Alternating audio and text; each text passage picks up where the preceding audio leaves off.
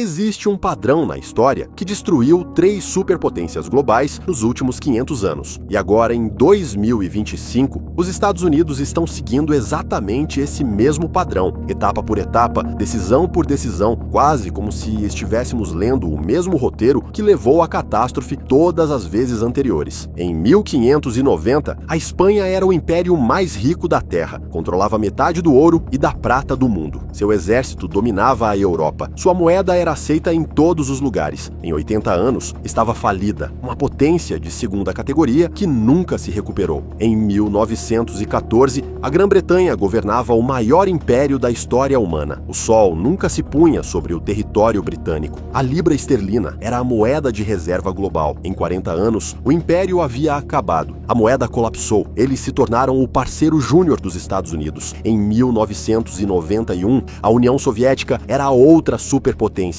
Armas nucleares, influência global, satélites cobrindo o planeta. Ela deixou de existir em 900 dias, não por guerra, mas por implosão econômica. 3 vezes, 3 superpotências, 3 colapsos completos, todos seguindo exatamente a mesma sequência. E aqui está o que deveria te assustar. Os Estados Unidos já completaram 5 das 7 etapas. Não estamos nos aproximando do padrão. Estamos profundamente dentro dele. Esta é a história de como os impérios morrem, porque eles sempre acham que são diferentes e porque a matemática diz que os Estados Unidos são os próximos. E isso está acontecendo mais rápido do que qualquer um quer admitir. Antes de passarmos pelo padrão, você precisa entender como é, de fato, o colapso imperial. Não nos livros didáticos, mas na prática. O que significa quando uma superpotência morre. O colapso imperial não começa com invasão ou derrota militar. Ele começa com exaustão econômica. O império se estende além da sua capacidade de se sustentar. Bases militares em 150 países. Guerras em múltiplas frentes. Promessas que não pode cumprir, dívidas que não pode pagar. No início, o declínio é invisível. A moeda ainda funciona. O exército ainda vence batalhas. O governo ainda faz promessas. Mas sob a superfície, a fundação está rachando. Os recursos são mal alocados. A capacidade produtiva diminui. As pessoas mais talentosas vão embora. E então vem a aceleração. Aliados começam a se proteger. Inimigos testam limites. Parceiros comerciais buscam alternativas. O status de moeda de reserva se desgasta. E de repente, as vantagens que te tornaram poderoso se transformam em vulnerabilidades. A sua moeda, antes desejada por todos, volta em massa para casa. O seu exército espalhado pelo mundo se torna insustentável. As promessas que antes eram garantidas pela força viram palavras vazias. Isso não é teoria. Foi exatamente o que aconteceu com a Espanha, a Grã-Bretanha e a União Soviética. E aconteceu porque elas tomaram exatamente as mesmas decisões que a América está tomando agora. Acreditaram que seu poder era permanente, se estenderam demais militarmente, desvalorizaram suas moedas e se recusaram a aceitar a realidade até que o colapso já estivesse em andamento. Vamos ver como isso aconteceu 3 vezes, exatamente da mesma forma. Vamos começar com o primeiro império global, a Espanha, entre os séculos 16 e 17. Depois que Cristóvão Colombo descobriu as Américas em 1492, a Espanha se tornou a primeira verdadeira potência mundial. Conquistou os impérios Azteca e Inca e assumiu o controle das minas de ouro e prata mais ricas já descobertas. Por volta de 1550, navios espanhóis traziam para casa 200 toneladas de prata por ano. Em 1600, esse número ultrapassava 400 toneladas por ano. A Espanha controlava a oferta de dinheiro da Europa. O real espanhol era a moeda de reserva global. Todo mundo queria a prata espanhola. E é aqui que o padrão começa. Um país que controla o dinheiro do mundo e acredita que isso o torna invencível. O rei Filipe II, que governou de 1556 a 1598, tinha mais dinheiro do que qualquer monarca da história e gastou tudo com o império. Estágio 1. A sobreextensão militar. A Espanha lutou guerras em todos os lugares ao mesmo tempo, contra o Império Otomano, no Mediterrâneo, contra a França e Itália, contra rebeldes protestantes nos Países Baixos, contra a Marinha da Inglaterra, além de guerras nas Filipinas e nas Américas. Em 1580, a Espanha tinha compromissos militares em 4 continentes. O custo era assustador. Metade da receita espanhola ia para o exército, e ainda assim não era suficiente. Estágio 2. A desvalorização da moeda. A coroa espanhola não conseguia pagar suas contas apenas com impostos, então fez o que todo império em decadência faz: desvalorizou a moeda. Começaram a misturar cobre nas moedas de prata. Uma moeda que deveria ser de prata pura passou a ter 50% de cobre, depois 75% de cobre. O valor nominal permanecia o mesmo, mas o valor real despencava. Em 1600, as moedas espanholas de prata quase não continham prata. Os comerciantes pararam de aceitá-las pelo valor oficial. A inflação explodiu. Estágio 3. A espiral da dívida. A Espanha passou a pedir dinheiro emprestado constantemente, de banqueiros italianos, alemães, de qualquer um que aceitasse emprestar. Em 1557, com menos de 20 anos do reinado de Filipe, a Espanha declarou falência, deu calote nas dívidas, reestruturou tudo e continuou tomando empréstimos. Declarou falência novamente em 1560, depois em 1575 e outra vez em 1596. 4 falências em 40 anos. Todas as vezes prometeram reformas, todas as vezes voltaram imediatamente a gastar e se endividar. Estágio 4. Perda da capacidade produtiva. Aqui está o que muita gente não entende sobre o colapso da Espanha. Eles tinham todo o ouro e a prata do mundo, e isso os destruiu. Quando você tem dinheiro ilimitado, para de produzir. Por que cultivar alimentos se você pode importar? Por que construir navios se pode comprá-los? Por que inovar se basta gastar? A nobreza espanhola considerava qualquer trabalho produtivo algo inferior. Como resultado, a indústria entrou em declínio e a agricultura estagnou. Toda a riqueza foi usada para importar bens de outros países. O ouro e a prata que vinham das Américas saíam imediatamente para pagar vinhos franceses, sedas italianas e produtos holandeses. A Espanha virou apenas um canal de passagem. A riqueza passava por ela, mas não ficava. Em 1600, a Espanha praticamente não produzia nada. Dependia totalmente de importações e completamente da prata para pagar tudo. E quando as minas de prata começaram a se esgotar e a produção caiu, todo o sistema entrou em colapso. Estágio 5. Decadência social. Com a economia em colapso, o crime explodiu. Mendigos tomaram as ruas de Madrid. Cidadãos produtivos emigraram. As mentes mais brilhantes foram para a França, a Inglaterra e os Países Baixos. Os países que estavam construindo, criando e crescendo avançaram.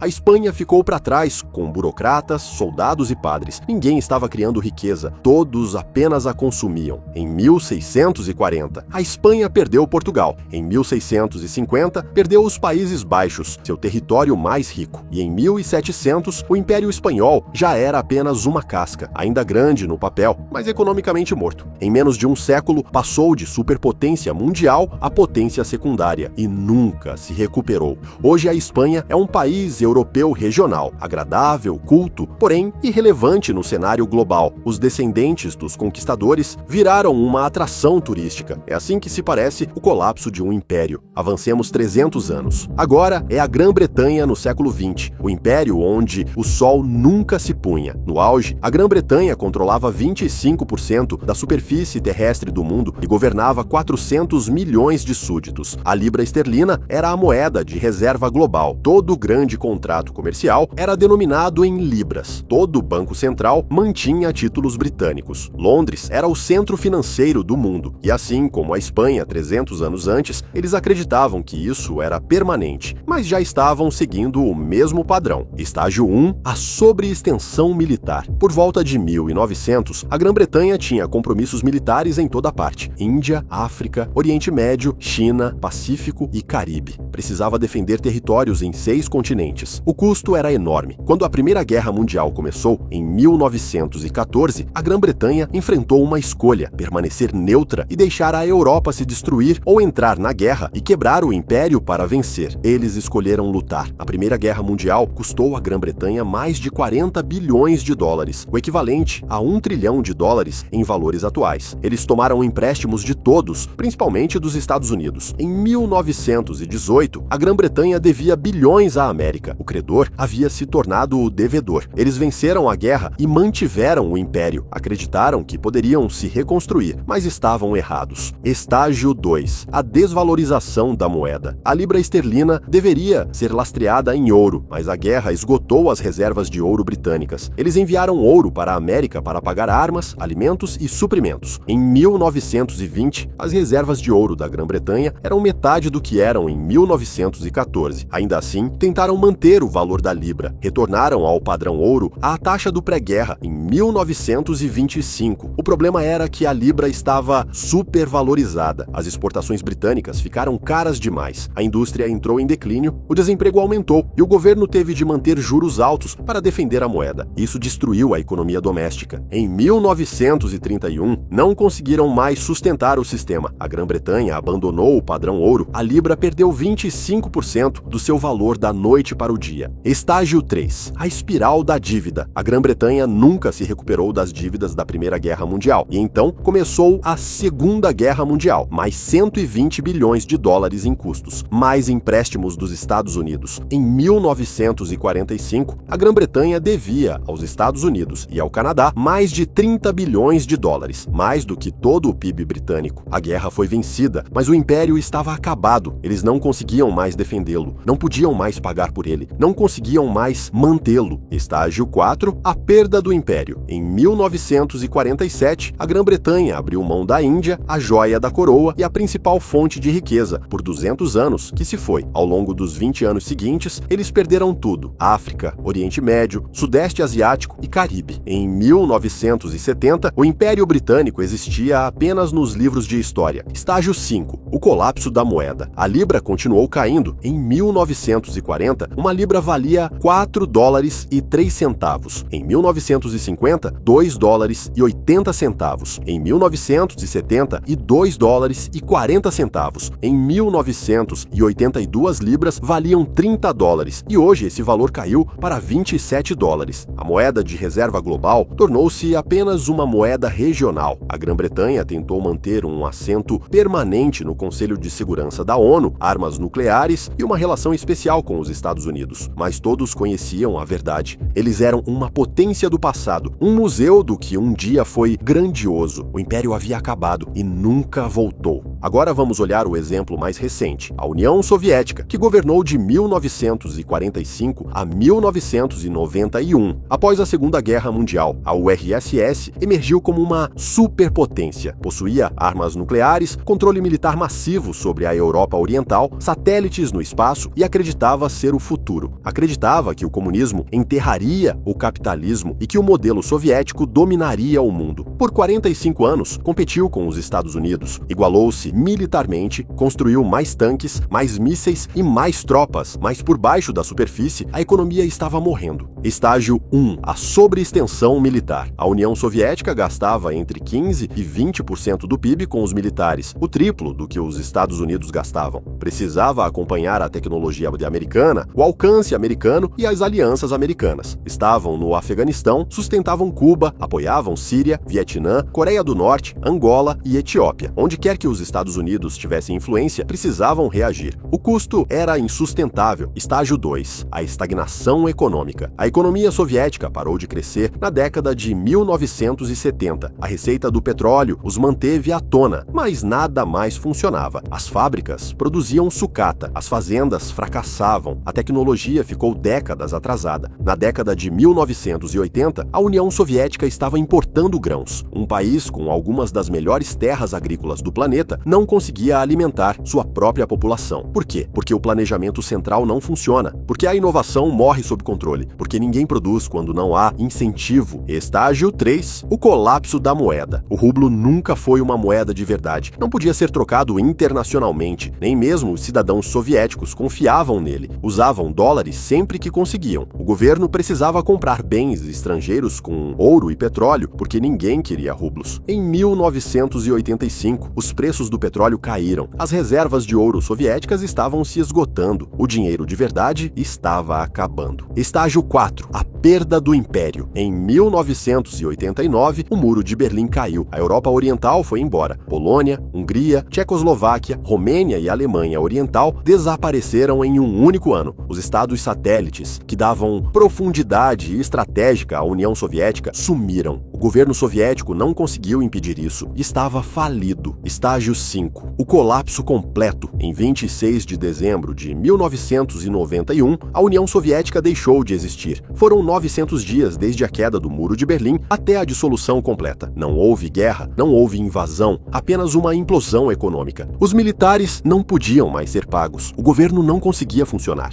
O rublo tornou-se inútil. Uma superpotência com 30 mil armas nucleares entrou em colapso por causa de uma falha econômica interna. O padrão se repetiu mais uma vez: sobreextensão, falha da moeda, endividamento, perda do império e, por fim, colapso. E aqui está o que deveria tirar o seu sono. Os Estados Unidos estão seguindo exatamente o mesmo padrão, estágio por estágio. Deixe-me mostrar como. Estágio 1. A sobreextensão militar. Os Estados Unidos possuem mais de 750 bases militares em 80 países. Têm tropas em 150 países. Estão comprometidos em defender a Europa por meio da Organização do Tratado do Atlântico Norte, defender o Japão, a Coreia do Sul, as Filipinas, combater no Oriente Médio, conter a China e conter a Rússia. O orçamento militar é de 850 bilhões de dólares por ano, mais do que os 10 países seguintes juntos. Mas os equipamentos estão envelhecendo, o recrutamento está em queda e os Estados Unidos têm compromissos que não conseguem cumprir. Se a China invadir Taiwan, se a Rússia avançar sobre território da OTAN, se o Irã fechar o Golfo Pérsico, os Estados Unidos não conseguem responder a tudo ao mesmo tempo. Os Estados Unidos estão sobrecarregados, assim como a Espanha, assim como a Grã-Bretanha, assim como a URSS. Estágio 2. A desvalorização da moeda. Em 1971, Nixon fechou a janela do ouro. O dólar tornou-se uma moeda fiduciária pura. Desde o ano 2000, a oferta de dinheiro aumentou 400%. Desde 2020, os Estados Unidos imprimiram mais de 6 trilhões de dólares. O dólar perdeu 98% do seu poder de compra desde 1971. Os Estados Unidos não estão misturando cobre em moedas de prata. Estão simplesmente imprimindo papel sem limite. O mecanismo é diferente, mas o resultado é o mesmo. Estágio 3. A espiral da dívida. Os Estados Unidos devem 36 trilhões de dólares. Isso equivale a 120% do PIB. Somente os pagamentos de juros estão se aproximando de 1 trilhão de dólares por ano. O país já gasta mais com juros do que com defesa. A economia opera com déficits todos os anos. Em 2024, o déficit foi de 1 trilhão e 800 bilhões de dólares, mesmo com a economia crescendo. Em tempos de paz, o país toma empréstimos para pagar juros de dívidas anteriores. Essa é a definição de uma espiral da dívida. A Espanha deu calote 4 vezes. A Grã-Bretanha tomou empréstimos até entrar em colapso. A União Soviética ficou sem dinheiro. A América está no mesmo caminho. Estágio 4. A perda da capacidade produtiva. A América já não fabrica coisas. Ela projeta, financia e consome, mas não produz. Sua base industrial foi desmontada e transferida para a China, o México e o Vietnã. Os Estados Unidos importam 800 bilhões de dólares a mais do que exportam todos os anos. Dependem de cadeias de suprimento estrangeiras para tudo: medicamentos, eletrônicos, aço e até componentes militares. Assim como a Espanha se tornou dependente de importações enquanto a prata saía do país, os Estados Unidos se tornaram dependentes de importações enquanto os dólares saem. Estágio 5. Decadência social. A confiança nas instituições está no nível mais baixo da história. O crime está aumentando. A população em situação de rua está explodindo. As overdoses de drogas matam 100 mil americanos por ano. Os melhores e mais brilhantes estão indo embora ou desistindo. As taxas de fertilidade estão despencando. A disfunção política é total. Os americanos não conseguem concordar em nada, não conseguem consertar nada, não conseguem construir nada. Os sinais de decadência estão em toda a parte. Mas todos fingem que está tudo bem. Não está tudo bem. Os Estados Unidos estão no estágio 5 de 7. A União Soviética chegou ao estágio 5 antes do colapso total. A Grã-Bretanha também. A Espanha durou mais, mas o padrão foi o mesmo.